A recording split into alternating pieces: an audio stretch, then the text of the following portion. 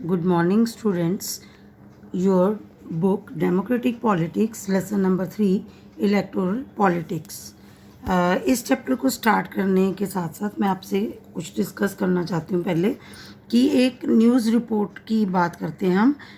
1987 में हरियाणा के जो स्टेट असेंबली के जब इलेक्शंस हुए उस समय क्या था, कांग्रेस की सरकार थी, लेकिन उनकी ऑपोजिशन में उस समय जो थे वो जो थे देवीलाल थे और उन्होंने अपनी एक पार्टी बनाई लोकदल के नाम से और उन्होंने उस पार्टी के साथ एक स्लोगन के साथ अपना जो न्याय युद्ध जो था, जिसको स्ट्रगल फॉर जस्टिस कहते हैं, वो शुरू किया था। इसमें उन्होंने कहा था कि अगर वो आने वाले इलेक्शंस जीत जाते हैं तो वो क्या करेंगे कि किसानों के जितने भी कर्ज हैं, लोन्स हैं, उनको माफ़ कर देंगे। और उन्होंने कहा कि जैसे ही हम अगर ये जीत जाते हैं इलेक्शंस तो हम क्या करेंगे, हमारी सरकार का सबसे पहला स्टेप यही होगा कि हम अपने उस वादे को पूरा करें। ऐसा ही हुआ। जो इलेक्शंस हुए और उसमें लोकदल जो था वो जीत गया। अपनी अलायंस पार्टीज़ के साथ कुछ पार्टीज़ को साथ जोड़कर उन्होंने अपनी सरकार बनानी थी, लेकिन उसमें टोटल हरियाणा की जो थी 90 सीट्स हैं स्टेट असेंबली की, उसमें से 76 पर जो थी लोकदल जीत गई। अगर हम सिर्फ लोकदल की बात करें, उसके साथ जुड़ी हुई पार्टीज़ को मिलाकर 76 सीट्स बनी थी, लेकिन अगर हम सिर्फ लोकदल की बात करते हैं तो उन्होंने 60 सीट्स जो थी वो जीत ली थी, जिससे कि क्या थी, उनकी क्लियर मेजॉरिटी थी। मेजॉरिटी लाने के लिए क्या ज़रूरी होता है, हाफ सीट्स का +1 जो होता है वो ज़रूरी होता है। और कांग्रेस जो थी वो सिर्फ 5 सीटें ही जीत पाई। अब जब इलेक्शंस जीत गए तो उन्होंने अपना सबसे पहला स्टेप यही उठाया कि उन्होंने अपना जो प्रॉमिस किया था उस अपने वादे को पूरा किया। लेकिन जब दोबारा इलेक्शंस हुए 1991 में तो क्या हुआ, दोबारा से कांग्रेस जो थी वो ही इलेक्शंस जीत की थी।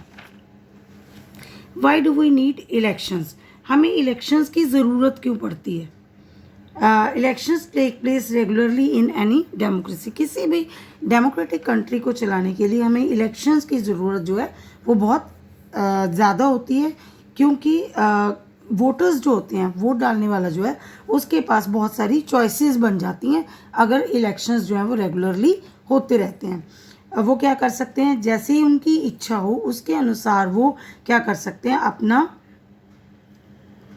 अपना रिप्रेजेंटेटिव जो होता है उसको चुन सकते हैं और वो मान सकते हैं कि उनके लिए कानून कौन बनाएगा।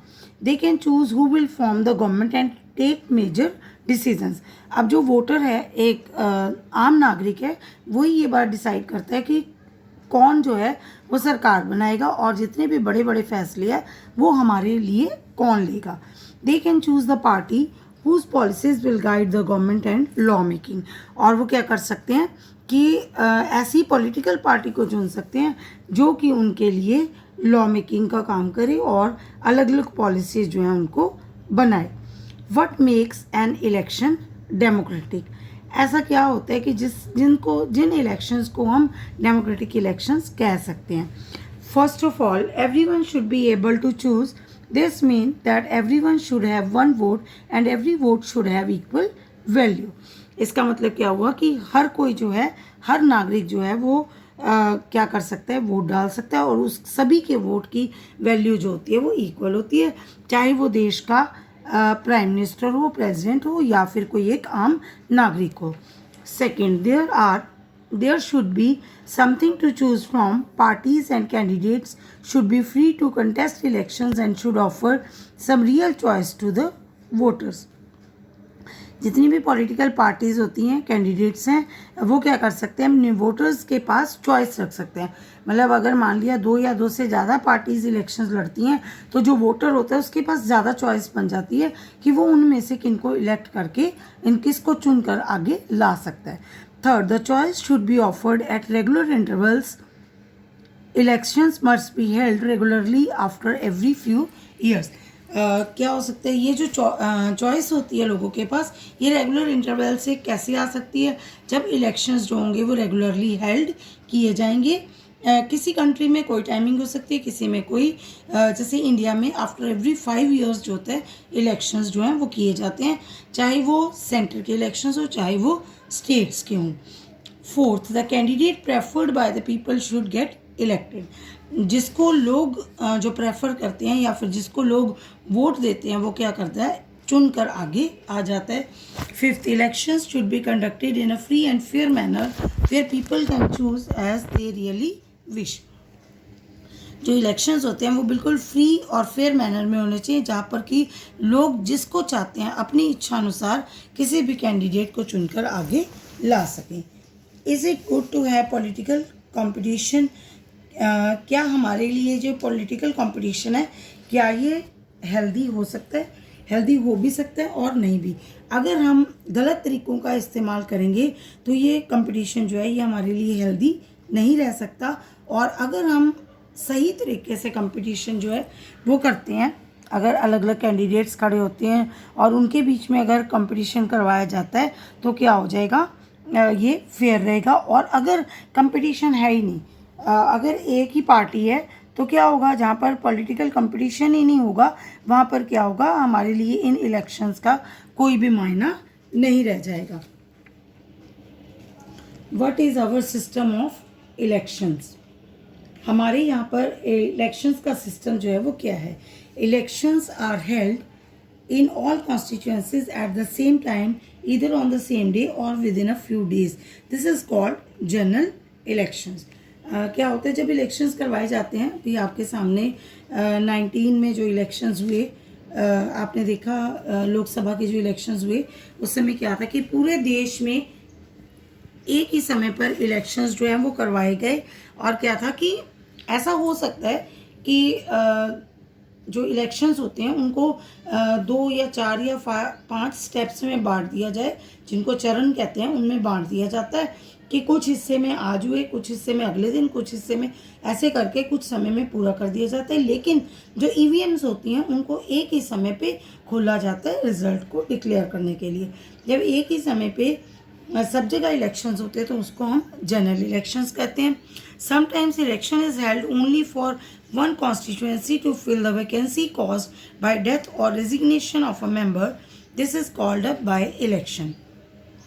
क्या होता है कि जो 5 साल का टाइम पीरियड होता है उसके बीच में कभी कभी क्या हो जाता है कि कोई सीट जो होती है वो वैकेंट हो जाती है, खाली हो जाती है ड्यू टू डेथ। किसी जो कैंडिडेट है उसकी डेथ हो गई या फिर उसने उस सीट से रिज़ाइन कर दिया, तो उस समय में क्या होता है, उस सीट को फिल करने के लिए जो इलेक्शंस करवाए जाते हैं उनको बाई इलेक्शंस कहा जाता है। इस तरह से हमारी कंट्री में 2 तरह का सिस्टम जो है वो लागू होता है। इलेक्टोरल कॉन्स्टिट्यूएंसीज, अब क्या है जी, कॉन्स्टिट्यूएंसीज होती हैं, इनको कैसे बांटा जाता है? कॉन्स्टिट्यूएंसी होती है बेटा कोई एक एरिया होता है जहाँ से क्या किया जाता है, कैंडिडेट कोई खड़े होते हैं इलेक्शंस के लिए और दूसरी तरफ जो वोटर्स होते हैं वो वोट करते हैं। ये जो कॉन्स्टिट्यूएंसीज होती हैं ये जोग्राफिकल एरिया के अकॉर्डिंग या फिर उसमें रहने वाली पॉपुलेशन के अकॉर्डिंग जो होता है उसको बांटा जाता है। जैसे जो ज़्यादा पॉपुलेटेड एरिया हो सकते हैं वहाँ पर क्या होता है, छोटे छोटे एरिया को अलग अलग कॉन्स्टिट्यूएंसी कहा जा सकता है और उस स्टेट से क्या होंगी, सीट्स जो होंगी वो ज़्यादा बनेंगी। और जहाँ पर क्या होता है कि पॉपुलेशन कम होती है वहाँ पर जोग्राफिकल एरिया जो होता है उसको ज़्यादा कवर किया जाता है। The country is divided into different areas for purposes of elections. These areas are called electoral constituencies. Country जो होती है उसको डिवाइड कर दिया जाता है जिनको कि इलेक्टोरल कॉन्स्टिट्यूएंसीज कहा जाता है। For Lok Sabha elections the country is divided into 543 constituencies. The representatives elected from each constituency is called a member of parliament और एन एमपी। जो लोकसभा के इलेक्शंस होते हैं उसके लिए पूरे देश की 543 कॉन्स्टिट्यूएंसीज में देश को बांटा गया है और जो भी मेंबर जो है वो जीतता है उसको मेंबर ऑफ पार्लियामेंट और एमपी कहा जाता है। Similarly each state is divided into a specific number of assembly constituencies. अब हर स्टेट जो है उसको भी असेंबली कॉन्स्टिट्यूएंसीज में बांटा गया है, लेकिन हर स्टेट जो है उसमें कॉन्स्टिट्यूएंसीज जो हैं वो अलग अलग हो सकती हैं। जैसे अभी जब हमने चैप्टर स्टार्ट किया तो हमने हरियाणा की बात की थी जिसमें हमने 90 सीट्स की बात की थी। और इसी तरह से क्या है, जब the same principle applies for the panchayat and municipal elections, each village that are like constituencies. और जो विलेज होती है उसको क्या किया जाता है, वार्ड्स में, छोटे छोटे वार्ड्स में बांट दिया जाता है और उन वार्ड से जो होते हैं मेंबर्स जो होते हैं वो इलेक्ट होकर आगे आ जाते हैं। रिजर्व्ड कॉन्स्टिट्यूएंसीज, जो हमारे कॉन्स्टिट्यूशन मेकर्स थे उनको क्या लगा था कि उनको लगा कि अगर जो ये ओपन इलेक्टोरल कंपटीशन होगा उसमें क्या होगा, जो वीक सेक्शंस होंगे कहीं ना कहीं वो पीछे छूट जाएंगे। तो उन वीकर सेक्शंस को आगे लाने के लिए उन्होंने क्या किया था, जो लोकसभा थी या फिर स्टेट लेजिस्लेटिव असेंबलीज थी उनमें क्या किया था, सीट्स जो थी वो रिजर्व कर दी थी। Some constituencies are reserve for people who belong to the scheduled caste and scheduled tribes. ठीक है, कुछ सीट्स जो थी वो शेड्यूल्ड कास्ट और शेड्यूल्ड ट्राइब्स के लिए फिक्स रिजर्व कर दी गई थी।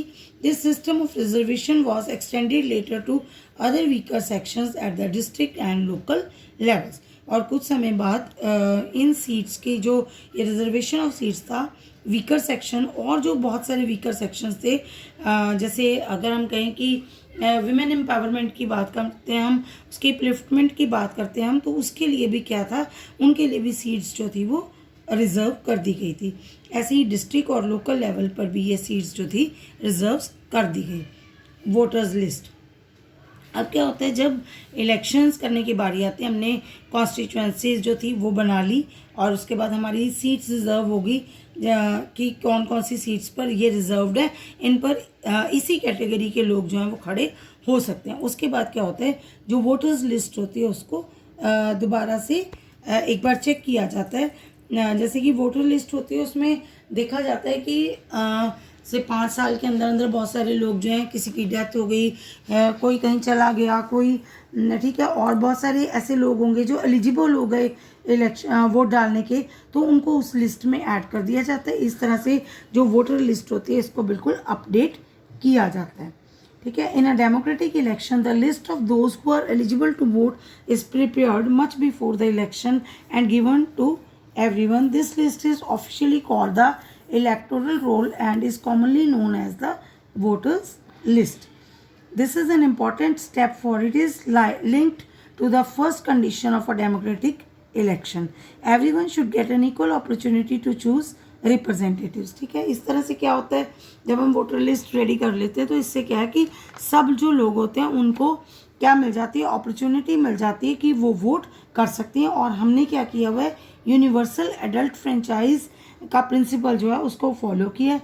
यूनिवर्सल एडल्ट फ्रेंचाइज में क्या होता है, किसी भी कंट्री में जो 18 साल से ऊपर के लोग जो होते हैं वो उनको बिना किसी भेदभाव के, जाति धर्म रंग, बिना किसी भेदभाव के क्या होता है, वोट डालने का अधिकार जो है वो दिया जाता है। और क्या किया जाता है, और सरकार ने एक और स्टेप उठाया है कि लोगों को इलेक्शन फ़ोटो आइडेंटिटी कार्ड जो है वो दिया है। एक जैसे हमारे स्कूल में हमारे आई कार्ड्स होते हैं, वो क्या होता है, हमारे स्कूल की आइडेंटिटी का कार्ड होता है।